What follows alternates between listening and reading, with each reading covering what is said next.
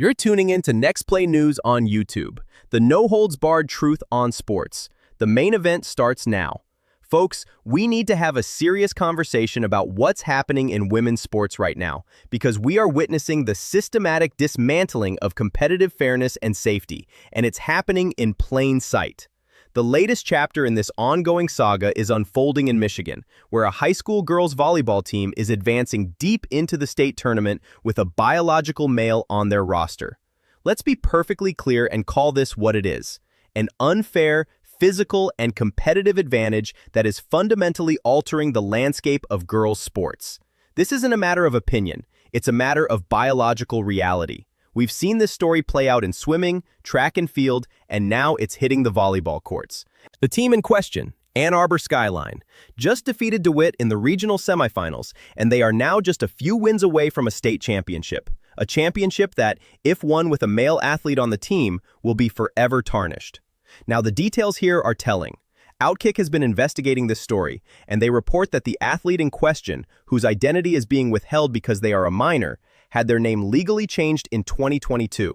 Their public Instagram profile, which previously featured volleyball highlights, was suddenly set to private during the investigation. Here's what's most concerning. Despite reports that this player was used sparingly as a decoy in their latest match, their mere presence on the roster creates an imbalanced playing field. The report notes this player possesses the ability to jump higher than any of the females on the court.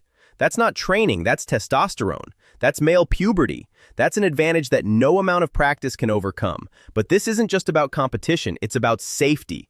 We need to listen to athletes like Peyton McNabb, the former North Carolina volleyball player whose career was ended when a biological male spiked a ball directly into her head, causing severe long-term injuries. She's speaking out now, saying, "When a male dominates girls volleyball for a second straight year, it's not just a problem, it's proof of failure. Failure by schools, athletic associations, and every adult who chooses silence over fairness." She's absolutely right. Where is the outrage from parents? From coaches? From school administrators? The report mentions that at this latest game, nearly everyone in the gym, except for a small section of Skyline parents, was cheering against this team. Some fans even wore Save Women's Sports apparel. The silent majority is clearly uncomfortable with this, but their voices are being silenced by a radical minority. What we're seeing here is the consequence of putting political ideology ahead of common sense, ahead of science, and ahead of the well-being of our female athletes. These young women have trained their entire lives for these moments, only to face competition that is physically impossible to overcome on a level playing field. Now, I want to hear from you, the Next Play News community. Where do we draw the line between inclusion and competitive fairness? Why do you think so many parents and administrators remain silent on this issue? What responsibility do athletic associations have to protect female athletes?